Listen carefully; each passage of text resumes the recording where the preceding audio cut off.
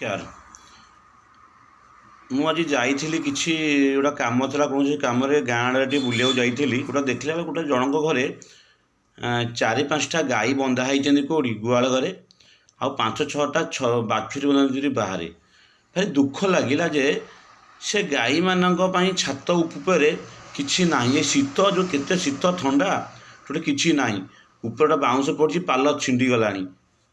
ମୁଁ ମାନେ ଗଭର୍ଣ୍ଣମେଣ୍ଟକୁ ଅନୁରୋଧ କରୁଛି ଯେ ଯେଉଁ ଲୋକମାନେ ଗୋମାତା ରଖିଛନ୍ତି ଟିକେ ତାଙ୍କ ଘରେ ଘରେ ବୁଲିକି, ଯେଉଁମାନେ ବଡ଼ ବଡ଼ ଗୌଶାଳା ରଖିଛନ୍ତି, 10ଟା କି 12ଟା 15ଟା ଗାଈ ରଖିଛନ୍ତି, କିମ୍ବା ସେମାନଙ୍କୁ ଗୁହାଳ ଘର ଅଛି ନ ଅଛି ଟିକେ ବୁଝନ୍ତୁ। ମାନେ ଗରିବ ଲୋକ, ସେ ଲୋକ ପାଖରେ ପଇସା ନାହିଁ। ଗୋଟେ ଗାଈର କେତେ କଷ୍ଟ। 10ଟା 12ଟା କୋଟା ରଖିଛନ୍ତି, କିନ୍ତୁ ତାଙ୍କ ଘରେ ଗୁହାଳ ଘର ନାହିଁ। କୋଟି କୋଟି ଟଙ୍କା ଗଭର୍ଣ୍ଣମେଣ୍ଟ ଦେଉଛି, କିନ୍ତୁ ଚାଷୀ ବାଙ୍କେ ପହଞ୍ଚି ପାରୁନି। ମୁଁ ଅନୁରୋଧ କରୁଛି ଯେ ନିହାତି ସେ ଗୁହାଳ ଘର ଯୋଗାଯାଉ ଏବଂ ଖାଦ୍ୟ ବି ଯୋଗାଯାଉ। କାହିଁକିନା ବହୁତ ଲୋକ ଅଛନ୍ତି, ସେମାନେ ଖାଦ୍ୟ ପାଉନାହାନ୍ତି। ସେ ଯୋଗୀ ଆଦିତ୍ୟନାଥ ଯେମିତି କହିଛନ୍ତି ଗୋଟେ ଗୋରୁକୁ 1,500 ଟଙ୍କା ଦିଆଯାଉ, ସେମିତି ପ୍ରତ୍ୟେକ ଗୋମାତାକୁ 1,500 ଟଙ୍କା ମିଳୁ।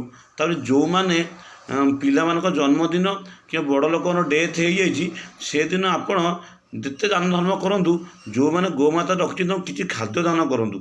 କାହିଁକିନା ଖାଦ୍ୟ ଦାନ କଲେ ଆପଣଙ୍କର ଆଶୀର୍ବାଦ ମିଳିବ। ମୁଁ ଅନୁରୋଧ କରୁଛି ଭାଇ ବନ୍ଧୁମାନେ, ଆପଣଙ୍କ ଘର ପାଖରେ ଯେଉଁମାନେ ଅଧିକା ଗାଈ 3, 4ଟା 5ଟା ରଖିଛନ୍ତି, ଆପଣ ତାଙ୍କ ଜନ୍ମଦିନରେ, ନିଜର ଜନ୍ମଦିନରେ ଏବଂ କିଏ ମରିଯାଇଥିବ ସେଇ ଦିନରେ ଯେମିତି ଆପଣ ବୁଢ଼ା ଆଶ୍ରମରେ ନେଇ ଖାଦ୍ୟ ଦାନ କରୁଛନ୍ତି, ଗୋମାତାକୁ ଦାନ କରନ୍ତୁ। ଭାରତ ମାତା କି ଜୟ।